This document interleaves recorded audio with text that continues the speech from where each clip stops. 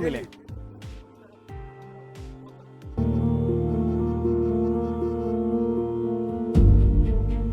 বিখ্যাত এই লটকন ওঠার পর থেকে ৩ মাস পর্যন্ত থাকে এই ব্যবসা এবং এই ব্যবসাকে কেন্দ্র করে কিছু মৌসুমি ব্যবসায়ীও এই পণ্যটিকে ব্যবসার পণ্য হিসেবে নিয়ে থাকেন।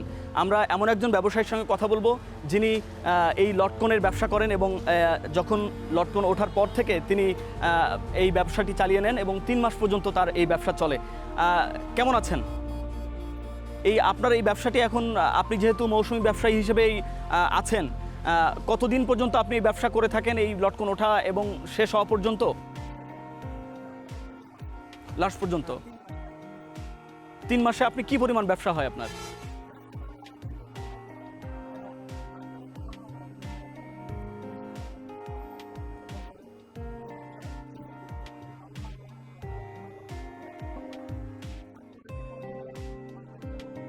তো আমরা তো জানি প্রতিদিন প্রায় ১.৫ কোটি ২ কোটি টাকা পর্যন্ত লটকনের ব্যবসা হয়। তো সেই জায়গায় আপনাদের সবাই মিলে আপনি প্রতিদিন কি পরিমাণ লটকন কেনাবেচা করেন?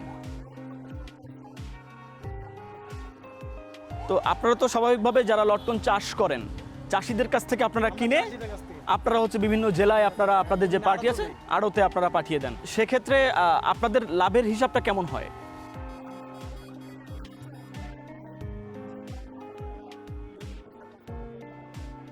তো লসও হয়। এখন বাজারটা আসলে কেমন যাচ্ছে? তো এই যে গেল কয়েক বছর ধরে আসলে লটকনের ব্যবসাটা একটু বেশি জমজমাট। এর আগে এই পণ্যটি আসলে খুব বেশি সচরাচর মানুষের কাছে গ্রহণযোগ্য ছিল না। এখন এসে আপনারা এই যে ব্যবসাটা করছেন, আপনাদের কেমন মনে হয় যে এই যে জিআই স্বীকৃত পণ্যের সাথে আপনারা জড়িত? খুব ভালো।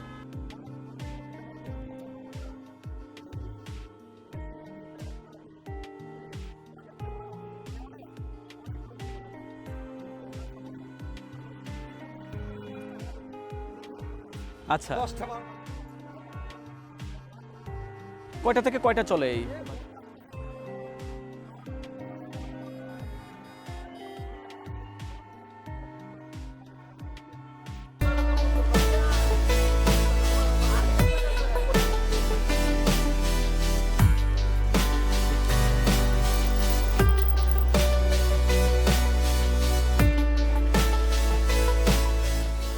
নরসিংদীর লটকন এখন শুধু মৌসুমি পণ্য হিসেবেই নয়, এটি আঞ্চলিক ব্র্যান্ডে পরিণত হয়েছে।